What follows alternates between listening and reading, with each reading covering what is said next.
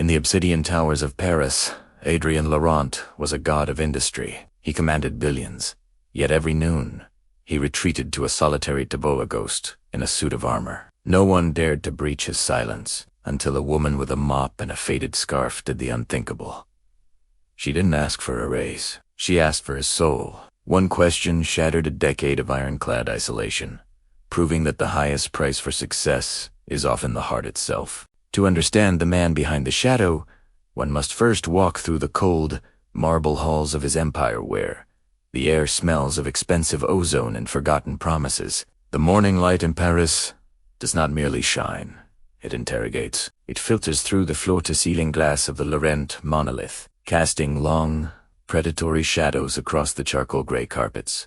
Adrian Laurent stood at the precipice of his world, 60 stories above the cobblestones of the Place de la Concorde. He was 45, yet his eyes carried the architectural fatigue of a man who had lived 3 lifetimes. To the world, he was a titan, predator of the stock market whose signature could move tectonic plates of global finance. But in the quiet hours, before the caffeine and the spreadsheets took hold, he was merely a man trapped in a vacuum. He adjusted his silk tie, the fabric feeling like a gilded noose. Every movement was precise, calculated, and entirely devoid of joy. His office was a cathedral of minimalism, a desk carved from a single slab of volcanic rock, air that was filtered to a sterile perfection, and a silence so profound it felt heavy. There were no photographs on his desk, no colorful mementos of a life lived outside these glass walls. There was only the inexorable ticking of a Swiss clock that seemed to count down to a destination he was in no hurry to reach. For Adrian, wealth had become a sophisticated form of witness protection. It allowed him to disappear in plain sight. He moved through the world in a bulletproof bubble, chauffeured in leather-scented hushes, dining in restaurants where the staff was paid for their invisibility. The tragedy that had defined him 10 years ago, the winter night. In the French Alps, when the ice had claimed his wife and daughter was a ghost, he had attempted to bribe into silence. He thought that if he built a mountain of gold high enough, he would finally be above the reach of the pain. But grief is an expert climber.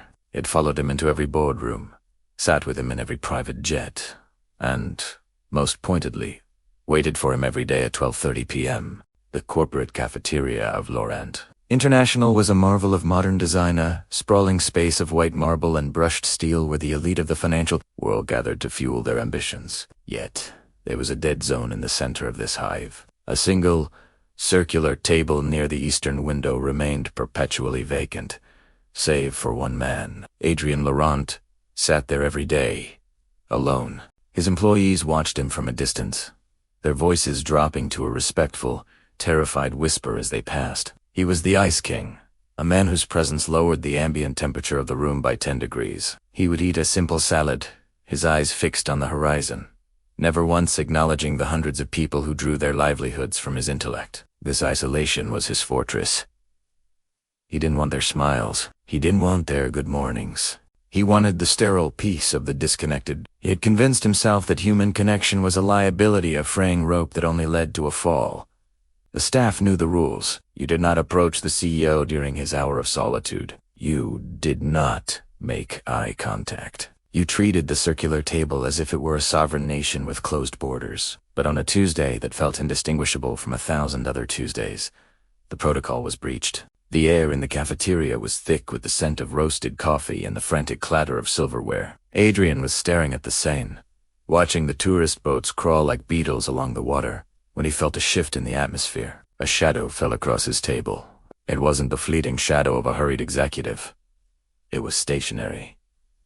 It was persistent. He didn't look up immediately. He waited, his fork covering millimeters above his plate, expecting the intruder to realize their catastrophic error and flee. But the person didn't move. Instead, there was the rhythmic, wet sound of a mop hitting the floor, followed by the soft clink of a plastic bucket. Then, the unthinkable happened. The chair opposite him, the chair that had remained empty for 3,650 days, was pulled back. The sound of wood scraping on marble felt like a gunshot in the hushed room. Adrian raised his gaze, his blue eyes cold enough to shatter glass. Sitting across from him was a woman who looked like she belonged to a different century. She wore a simple navy blue uniform, her hands calloused and reddened by years of soap and water. Her hair, a shock of silver-streaked chestnut, was pulled back in a practical bun, and a faded silk scarf, a splash of defiant color, was tied around her neck. She was Elena, a member of the night shift cleaning crew, who had recently been moved 2 days. She didn't look intimidated. She didn't look like she was seeking a favor. She simply sat there, exhaling a long, weary sigh as if her bones were made of lead. The entire cafeteria went silent. The clatter of forks stopped. The hum of conversation died. Every eye was fixed on the table where the most powerful man in the building was being confronted by a woman who made $15 an hour. Adrian felt a flicker of something he hadn't felt in a decade. Genuine surprise. It was followed quickly by a surge of irritation. This was his sanctuary. This was his carefully curated vacuum. "I believe there are other tables," Adrian said, his voice a low, melodic growl of authority. He didn't yell. He didn't have to. The weight of his status did the shouting for him.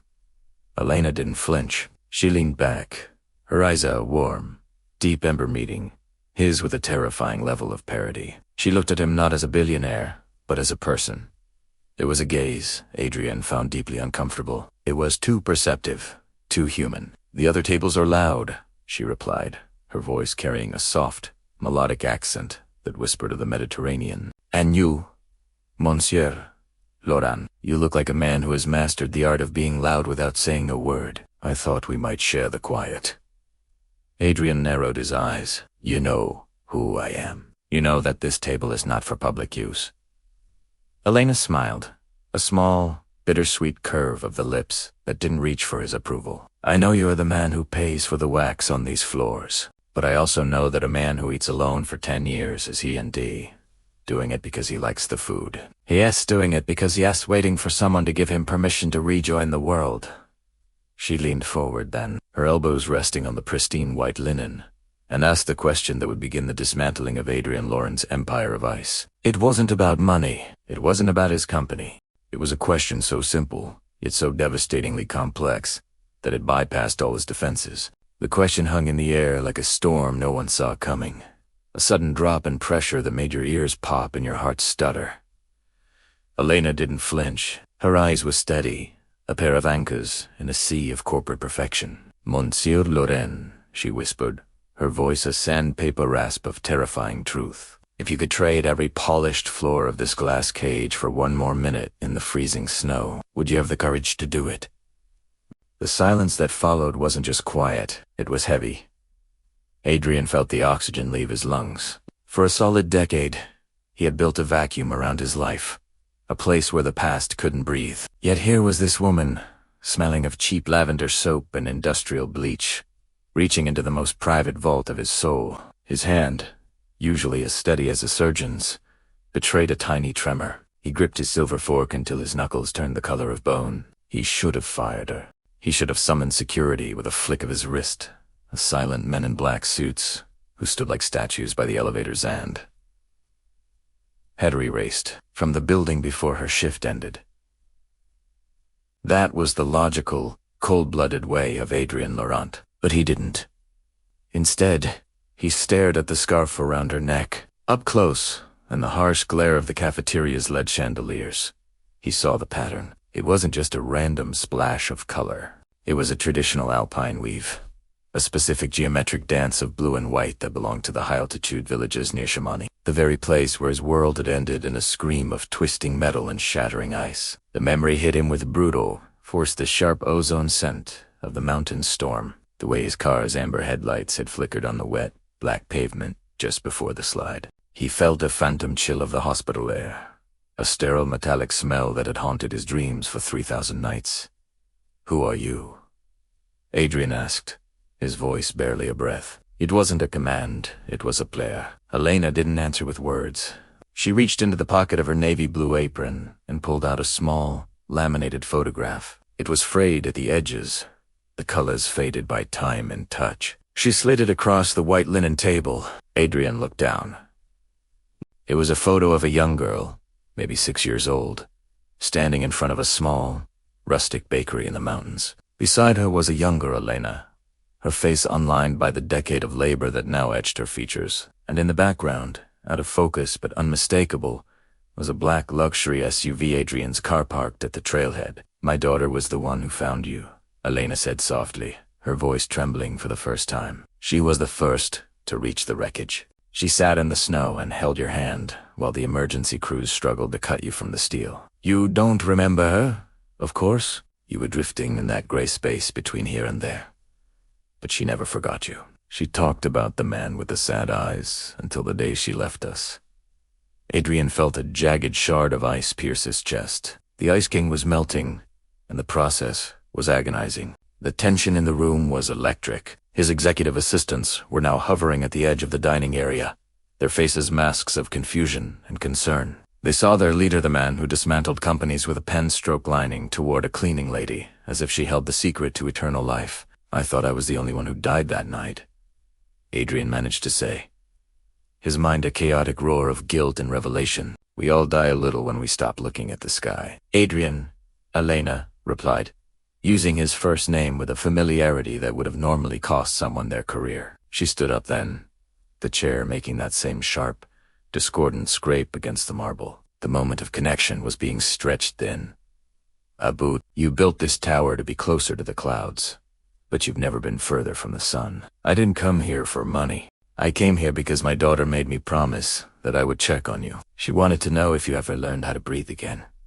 She didn't wait for a response. She picked up a bucket, a mop trailing behind her like a tired shadow, and walked away. She disappeared into the labyrinthine corridors of the Laurent monolith, leaving Adrian alone at his circular table. That afternoon, the Empire felt different. The air-conditioned atmosphere felt thick, suffocating as if the building itself were trying to choke him. Adrian sat in his office, the volcanic rock of his desk feeling cold and lifeless beneath his palms. He tried to focus on a merger in Singapore, but the numbers on the screen looked like ants crawling over a grave. He found himself walking to the window, pressing his forehead against the cool glass. Below, Paris was a mosaic of light and motion, thousands of souls connecting, colliding, and living. And here he was, in a sterile cage of his own making, worth billions, and yet possessing nothing of value. As the sun began to set, casting a bittersweet violet hue over the city's skyline, a dark realization took root. The silent question wasn't just about his survival, it was about his existence. He had spent 10 years building a shield against grief, only to realize the shield had become his coffin. He couldn't go back to the way things were. The paradox was immense. He was the master of a global empire, yet he was a slave to a decade-old trauma. He stayed in his office long after the city lights had fully ignited a sea of scattered diamonds on a velvet shroud. At 11 p.m., the night shift would begin. The hum of vacuums would echo through the empty halls, and the scent of floor wax would signal the arrival of the invisible army that kept his world pristine. Adrian stood up, his heart pounding against his ribs like a trapped bird. He didn't take his briefcase. He didn't grab his coat. He simply walked to the door, his reflection in the glass looking like a stranger he was finally ready to meet. He stepped into the hallway, the building's silence now heavy with anticipation. He began to search. He moved through the executive suites, past the darkened boardrooms where fortunes were made and lost, down to the lower levels where the real work of the building happened. He needed to find her. He needed to know what happened to the girl in the photograph. He needed to know if there was a way to trade the gold for the snow. Then, at the end of a long, dimly lit corridor on the 42nd floor, he heard it, the rhythmic, wet slap of a mop. He turned the corner and saw her.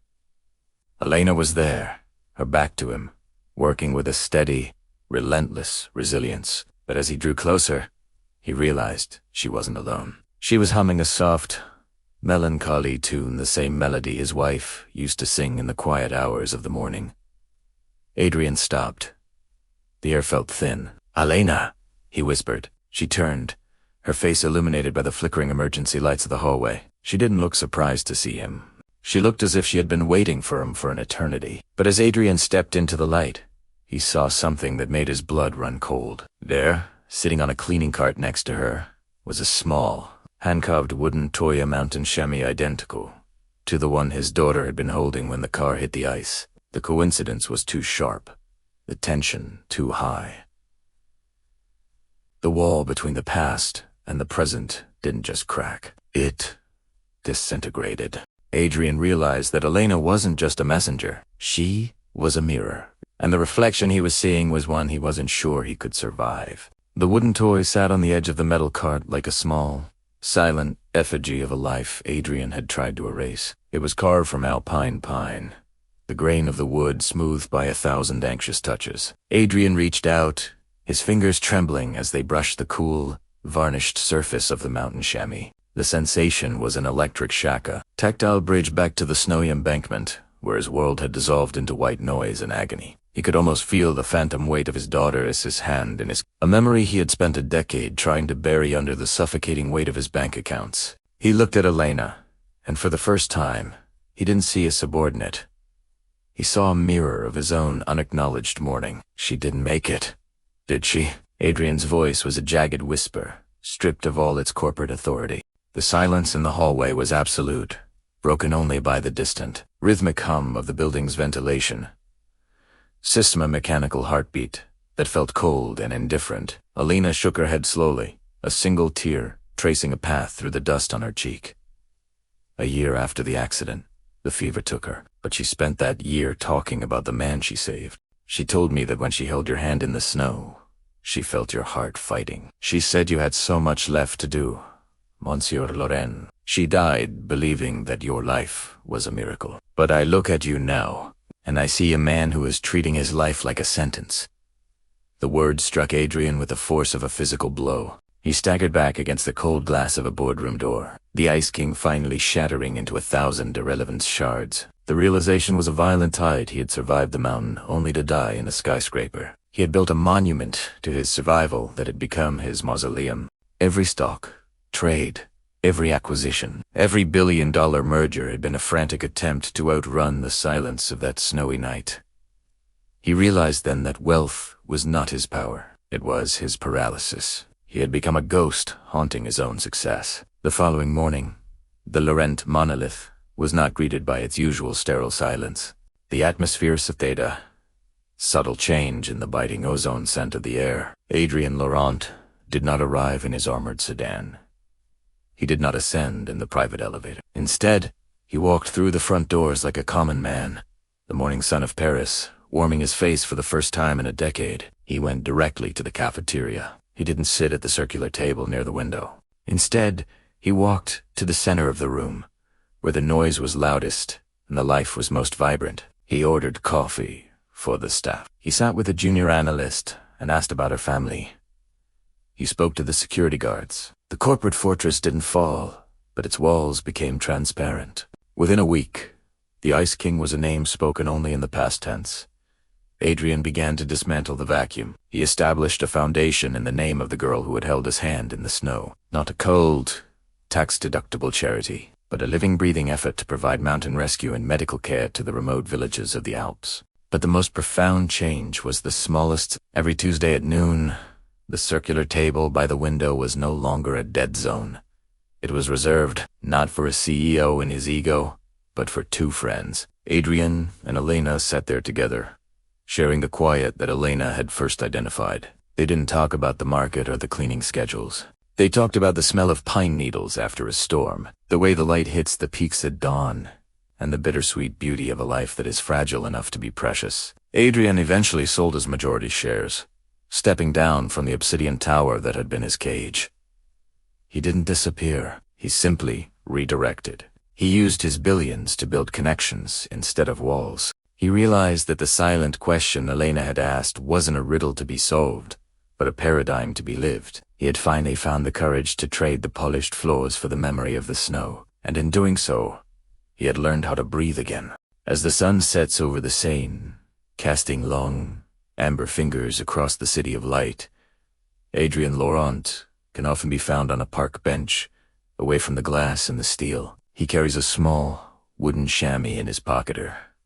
Reminder that the highest form of success isn't what you gather, but what you are willing to let go of. He is no longer a god of industry. He is a man who is finally, painfully, and beautifully alive. The moral of this story is a whisper that echoes through the halls of every empire.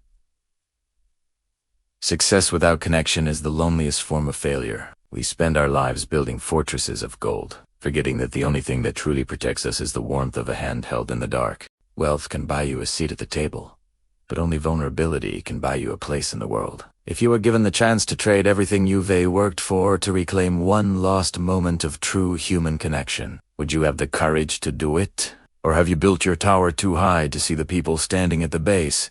If this story moved you, if it reminded you that your value isn't found in your bank account but in your heartbeat, then please subscribe to Gilded Scraps. Share this narrative with someone who might be lost in their own glass tower. Like this video to help us spread the message that humanity is the only true currency. Thank you for walking through the shadows with us. Until next time, stay human.